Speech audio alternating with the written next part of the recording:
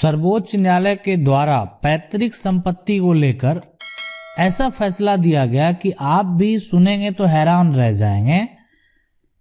इसलिए कि ये जो मामला है ये इस तरह का मामला है जिसमें जो जजमेंट हुआ है, हाई कोर्ट का जो जजमेंट है उसको पलट दिया गया। मतलब हाई कोर्ट के द्वारा पहले जजमेंट दिया गया लेकिन सुप्रीम कोर्ट ने उसको पलट दिया। आप देखें, समझ सकते हैं कि लोग जब हाई कोर्ट जीत जाते हैं तो उनको ऐसा लगता है कि उन्होंने अब केस को जीत लिया, अब आगे उनका कोई कुछ नहीं कर सकता। अक्सर ऐसा होता है कि जब मामला वो हाई कोर्ट से जीत जाते हैं तो उनको ऐसा लगता है कि अब जो भी है सुप्रीम कोर्ट का भी जजमेंट जो होगा वो यानी हाई कोर्ट के आधार पे ही होगा, लेकिन ऐसा नहीं होता है। अगर लगता है कि यहाँ पे हाई कोर्ट के द्वारा किसी प्रकार का जजमेंट में अगर चूक हुआ है तो सुप्रीम कोर्ट में अगर आप जाएंगे, आपका जो मामला है जब सुप्रीम कोर्ट में आपका याचिका दायर होगा, उस पर सुनवाई होगा, तो वहां एक एक चीज को देखा जाता है, एक एक नियम को देखा जाता है कि इस पर ये नियम जो है लागू होना चाहिए नहीं होना चाहिए।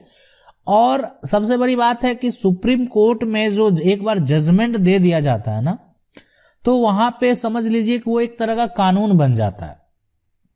तो आज जो मामला है वो पैतृक संपत्ति को लेकर है और उसमें सुप्रीम कोर्ट का फैसला आया है, तो हम आपको बताएंगे कि क्या मामला है और क्या फैसला आया। उसके अलावा आपको उत्तराधिकार का सिद्धांत क्या है और कैसे मिलता है इस आधार पे पूर्वज की संपत्ति, इसके बारे में भी बताएंगे। देखिए, सबसे पहले जो सुप्रीम कोर्ट में जो मामला गया, उससे पहले ये मामला मद्रास जो है हाई कोर्ट का मामला है ना। मद्रास हाई कोर्ट के मामले को जो है सुप्रीम कोर्ट ने पलट दिया और ये जो है सबसे पहले ये एक्चुअली इनका नाम था, जो केस फाइल किए थे वो थे मरप्पा गोंदर।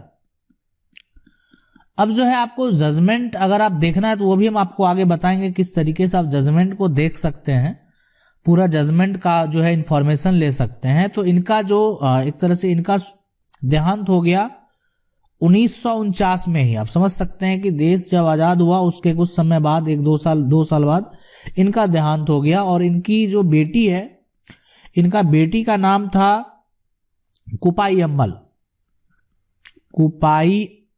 अम्मल। बेटी का तो यहाँ पिता का तो देहांत हो गया, लेकिन जो कुपाई अम्मल उनकी बेटी है उनको उनका संपत्ति नहीं मिला। अब सीधी सी बात है कि संपत्ति अगर नहीं मिला और पिता के द्वारा किसी प्रकार का वसीयत भी नहीं किया गया है, संपत्ति आपकी पैतृक है, तो उसमें तो बेटियों का भी हक होना चाहिए। और अभी वर्तमान में जो हिंदू उत्तराधिकार अधिनियम है तो उसमें जो है जो कानून बनाया गया है कि अब बेटी को भी अधिकार मिलना चाहिए। अब इनके द्वारा ये कोर्ट में जो फैसला हुआ, यानी बेटी के खिलाफ फैसला हुआ मद्रास हाई कोर्ट में। लेकिन आप ये सोचिए कि अगर व्यक्ति हार नहीं मानता ना, अपनी जीत पे अगर वो अडिग है, उसको लगता है कि हमारा इसमें हक है लेकिन हमको ये हक नहीं दिया जा रहा है, तो कभी भी आपको हारना नहीं है। बहुत लोग हाई कोर्ट से अगर हार जाते हैं ना, तो वो एक्चुअली क्या होता है कि मन से हार जाते हैं। उनको लगता है कि अब हम आगे नहीं जीतेंगे, अब जो फैसला हो गया अब बहुत लड़ लिए।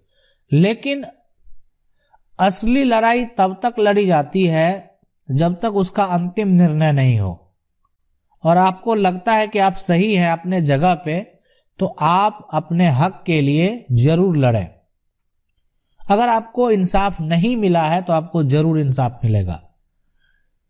अब यहां पे सवाल होता है कि जब इनका जो संपत्ति है, क्या इनका देहांत तो बहुत पहले हो गया, तो उसके आगे यानी जो बेटियां हैं उसको संपत्ति में अधिकार को लेकर काफी विस्तार किया गया। इसलिए कि आपको यहाँ पे पता होना चाहिए कि जो उत्तराधिकार कानून है ना, वो सबसे पहले 1956 में लागू कर दिया गया था। और लागू होने के बाद जो है ना, यानी बेटी को पैतृक संपत्ति में जो है अधिकार, उत्तराधिकार नहीं माना गया और वहां पे उसको बेटी को अधिकार नहीं मिला। लेकिन आगे चल के उसमें संशोधन किया गया और 2005 में इसमें संशोधन किया गया और इसके तहत जो भी अगर बेटा है और बेटी है ना, बेटी है, दोनों को समान कर दिया गया कि ये भी उसका मतलब जो एक तरह जितना हक बेटे को मिलेगा उतना ही हक बेटी को भी मिलेगा।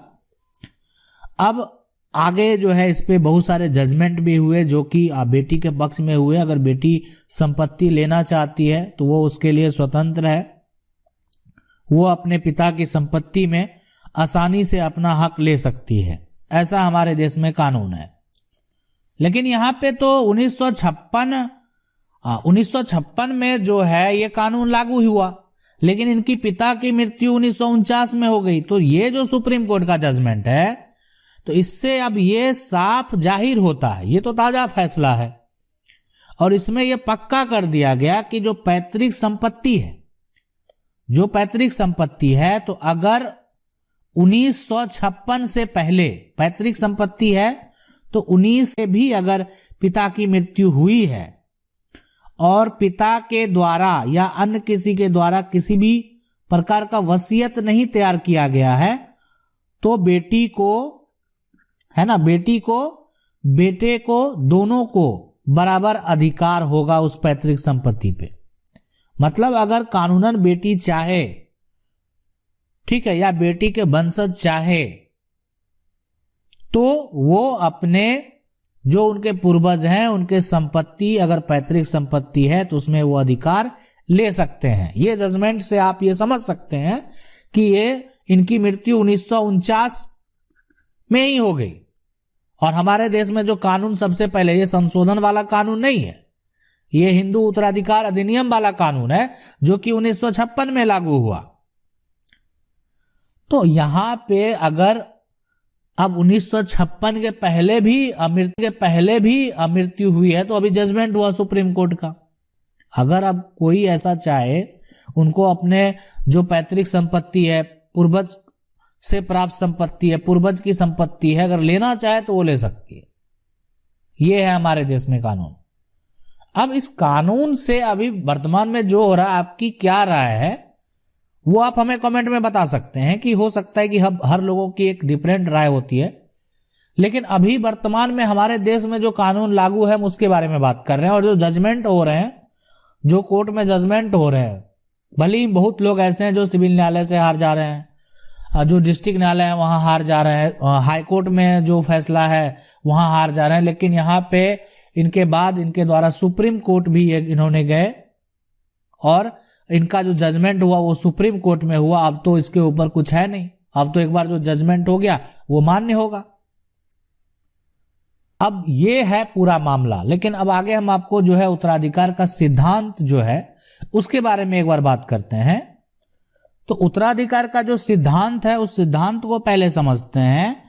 कि देखिए, अगर मान लेते हैं कि किसी परिवार में जैसे पिता हैं, उनका एक बेटा है और एक बेटी है, ठीक है, और पिता के द्वारा किसी प्रकार का वसीयत नहीं किया गया, उनका स्वार्जित संपत्ति है, उनका पैतृक संपत्ति है, लेकिन पिता ने किसी प्रकार का कोई वसीयत नहीं किया किसी को, ठीक है, तो उस केस में उस संपत्ति का पूरा हक बेटा और बेटी दोनों का होगा, वो भी बराबर होगा। अगर पिता के द्वारा स्वार्जित संपत्ति बेटे को वसीयत कर दिया गया तो फिर बेटी का अधिकार नहीं होगा, तब बेटी अधिकार नहीं ले पाएगी।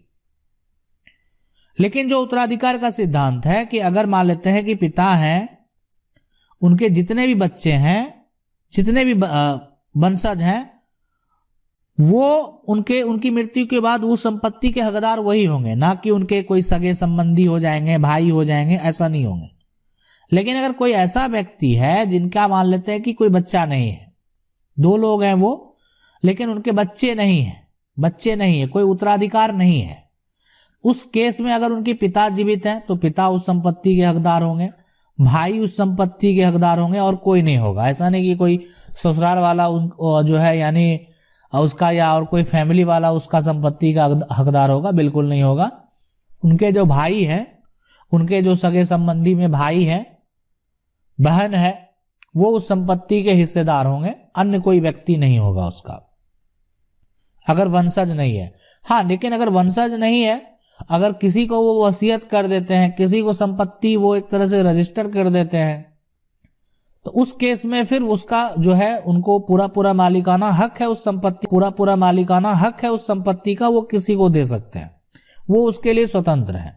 तो ये आज जो हम आपको बता रहे थे ये सुप्रीम कोर्ट का जजमेंट है। अगर आप इसको देखना चाहते हैं तो आप यानी जाके सर्च कर सकते हैं, जो हम आपको नाम बताए हैं जिनका ये मामला है, उस नाम से जजमेंट सर्च करेंगे तो आपको जजमेंट देखने को भी मिलेगा, आप देख सकते हैं। आशा करते हैं वीडियो अच्छा लगा होगा। वीडियो अच्छा लगा वीडियो को लाइक जरूर कर दें। चैनल को पहली बार देख रहे हैं सब्सक्राइब करके जो बेल आइकन है उसको जरूर दबा लें